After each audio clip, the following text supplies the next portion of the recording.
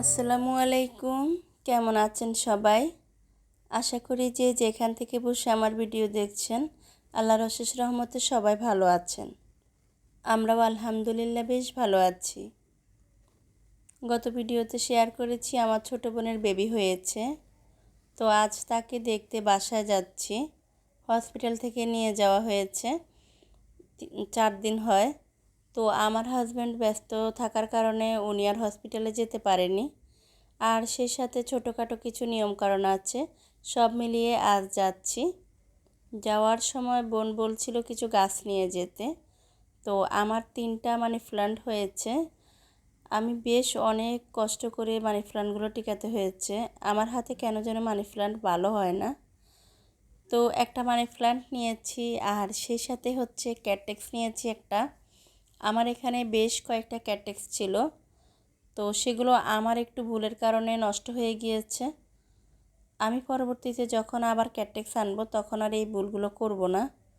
আমার ভুলগুলো হচ্ছে, আমি যখন অন্যান্য গাছে পানি দেই তখন আমার মনে হয় গাছগুলো আমার দিকে তাকিয়ে আছে, ওরাও একটু পানি চায়, ওদের গোড়াটা একদম শুকিয়ে থাকে। সেই ভালোবাসা দেখাতে গিয়ে আমি ওদেরকে একটু পানি দেই, আর সেই জায়গা থেকে একটা সময় দেখা যায় নষ্ট হয়ে যায়। তো পরবর্তীতে যখন ক্যাটটেক্স আনবো তখন আর এই ভালোবাসা দেখাবো না। চিন্তা ভাবনা করে নিয়েছি একদম কঠোর ভাবে ওদেরকে পালবো, তাহলে ওরা আর আমাকে ছেড়ে চলে যাবে না। কথা বলতে বলতে আমরা এদিক থেকে মিষ্টি নিয়েছি, আর আল্লাহর নাম নিয়ে আমরা রওনা হয়ে গিয়েছি। এখানে বাবা ছেলে বাইকে যাচ্ছে, আর আমরা মা মেয়ে হচ্ছি সিএনজিতে। তো ছেলে বাজার পর্যন্ত যাবে, আমাদের এখনও কিছু কেনাকাটা বাকি আছে। আর বাজার শেষ হলে ওকে সিএনজিতে নিয়ে নেওয়া হবে, কারণ হচ্ছে ঢাকা শহরের রাস্তায় এখন অনেক বেশি জ্যাম। আর সেই সাথে আজকে অনেক রৌদ্র আর গরম ছিল, তাই ওকে সিএনজিতে নেব, বাইকে দেব না। প্রথম ভেবেছি সবাই মিলে সিএনজিতে যাব, পরবর্তীতে যখন অনেক কেনাকাটা করার চিন্তা ভাবনা করা হয়েছে তখন দেখেছি আর সিএনজিতে জায়গা হবে না। তাই আপনাদের ভাইয়া বাইক বের করে নিয়েছে, বলছে ঠিক আছে তাহলে আমি বাইকে যাই। এদিক থেকে আমরা বেশ কিছু সময় সিএনজিতে বসেছিলাম, আর এই তো ওনাদের কেনাকাটা শেষ। এখানে আসলে নিয়ম বললে ভুল হবে, এটা যার যার সামর্থ্য অনুযায়ী, এটা একটা খুশির বিষয় আর কি। আমাদের গ্রামে আমরা সবসময় দেখে এসেছি, যখন ছোট বেবি হয় ওকে দেখতে যায় হয় মামা না হয় নানা, মানে নানার বাড়ির মানুষ যখন যায় এই ধরনের কেনাকাটাগুলো সাথে করে নিয়ে যায়। এটা সম্পূর্ণ নিজেদের খুশি থেকে, এটা কোনো ধর্মীয় নিয়ম নীতির মধ্যে পড়ে না।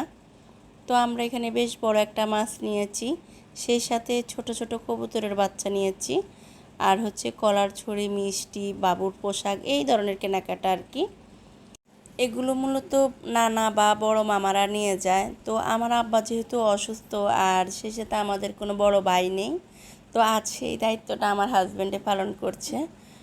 কারণ হচ্ছে আমার হাজব্যান্ডের আগে কিন্তু আমার বোনদের বড় ভাই, তো সেই জায়গা থেকে কিন্তু বেবির মামা হয়।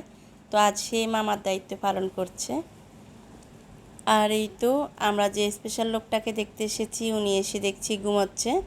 আমার হাজব্যান্ড ব্যস্ত থাকার কারণে হসপিটালে যেতে পারেনি, তাই আজই ওকে প্রথম দেখছে। আর এখন অনেকে প্রশ্ন করবেন যে আমার হাজব্যান্ডের আগে কিভাবে আমার বোনদের বড় ভাই হয়। আসলে আমরা দুইজন একই ফ্যামিলির মানুষ, উনি আমার বড় জ্যাঠার বড় ছেলে, আর আমি হচ্ছি মানে ওনার মেজু চাচার মেজু মেয়ে, এইভাবে আর কি আমাদের সম্পর্কটা। তো সেই জায়গা থেকে চিন্তা করতে গেলে আমার আগে আমার বোনদের বড় ভাই, তো সেই জায়গা থেকে আর কি বাবুর মামা, এটাই বললাম।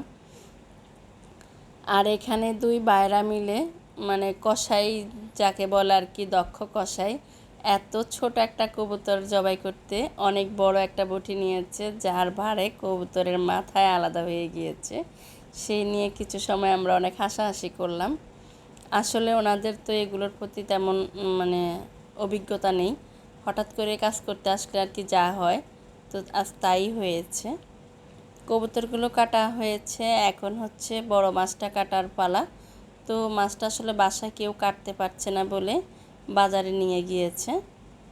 আর এখান থেকে আমার বোন দেখাচ্ছে ওর বেবি কি কি গিফট পেয়েছে। তো বেশ অনেকগুলো গিফট পেয়েছে, সেই সাথে অনেক সুন্দর সুন্দর নকশি কাঁথা পেয়েছে। আর এই কাঁথাগুলো সব আমার আম্মা নিয়ে এসেছে গ্রাম থেকে। উনি নিজের হাতে খুব সুন্দর নকশি কাঁথা করে। আর এই তো আমি ওর গিফটগুলো দেখতে থাকি, আর সেই সাথে আপনাদেরকে পুরনো একটা ছোট্ট কথা আবারও মনে করিয়ে দেই। যদি কেউ আমার চ্যানেলে আজই নতুন হয়ে থাকেন, চ্যানেলটিকে এখনও সাবস্ক্রাইব করেননি, আমি খুব করে চাইবো আমার ভিডিওর কোনো অংশ যদি আপনাদের একটু হলেও ভালো লেগে যায়, সেই ভালো লাগা থেকে হলেও আমার চ্যানেলটিকে সাবস্ক্রাইব করে যাবেন।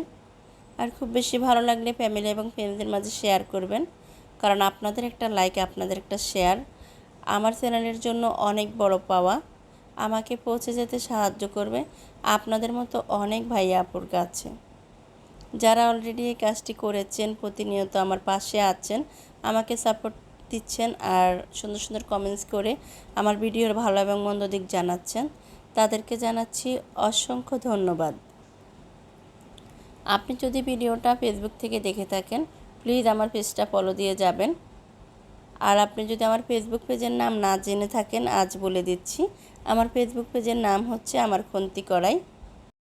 আগে ওর সবগুলো গিফট দেখে নিয়েছি, দেখে বুঝলাম যে এত কেনাকাটা এখন করাটা ভুল হবে, কারণ ও এখন অনেক ছোট আর বেশ অনেক গিফট পেয়েছে। তো আমি সেই চিন্তা ভাবনা করে আর অনেক বেশি কেনাকাটা না করে আড়ং থেকে ওর জন্য কমফোর্টেবল কিছু ড্রেস নিয়েছি। আমি বাসা থেকে আসার পথে ওর জন্য কোনো কেনাকাটা করিনি, বাকি সব কেনাকাটা করে নিয়ে এসেছি। তো ওরা যেহেতু ধানমন্ডিতে থাকে, পাশে আড়ং আছে, সে আড়ং থেকে নেব চিন্তা ভাবনা করে এসেছি। এই ভাবনাটা আমার ভুল ছিল, কারণ হচ্ছে এই সামান্য কেনাকাটা করতে গিয়ে প্রায় 1 ঘন্টার মতো আমরা হাজব্যান্ড ওয়াইফ জ্যামে বসেছিলাম বাইক নিয়ে।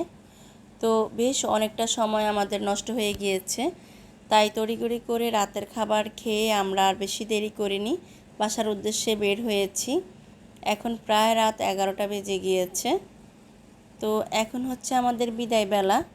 আর এই তো আমাদের ছোট বাবুটা বুঝে গিয়েছে যে আমরা এখন চলে যাব।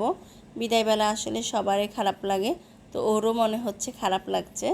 ও আমরা সবাই যখন রেডি হয়ে ওকে এক একজন করে কোলে নিচ্ছি, আদর করছি, ও অনেক বেশি কান্না করছিল। এভাবে ছোট বোন আর বেবিটাকে রেখে আসতে একটু কষ্টই হচ্ছে, তারপরেও কিছু করার নেই। যত কষ্টই হোক, দিন শেষে সবাই তার নিজ নিজ নিড়ে ফিরে যাবে, এটাই স্বাভাবিক। তো এই ছিল সব মিলিয়ে আমার আজকের ভিডিও। কে কোথা থেকে দেখেছেন অবশ্যই আমাকে কমেন্টস করে জানাবেন, আর ভিডিওটা আপনাদের কেমন লেগেছে তাও জানাবেন। আমরা ওদের কাছ থেকে বিদায় নিয়ে একটা সিএনজি করে আবারও আল্লাহর নাম নিয়ে রওনা হয়েছি। আর পিছনে আপনাদের সেই দায়িত্ববান ভাইয়া আছে, উনি ওনার দায়িত্বের বেলা অনেক বেশি অটুট থাকে, কখনো দায়িত্বের বেলা একটু ফাঁকিবাজি করে না, যেটা আজও করবে না। তো এই ছিল সব মিলিয়ে আমার আজকের ভিডিও। দেখা হবে পরবর্তী ভিডিওতে। আজ তাহলে এখান থেকে বিদায় নিচ্ছি। আল্লাহ হাফেজ, আসসালামু আলাইকুম।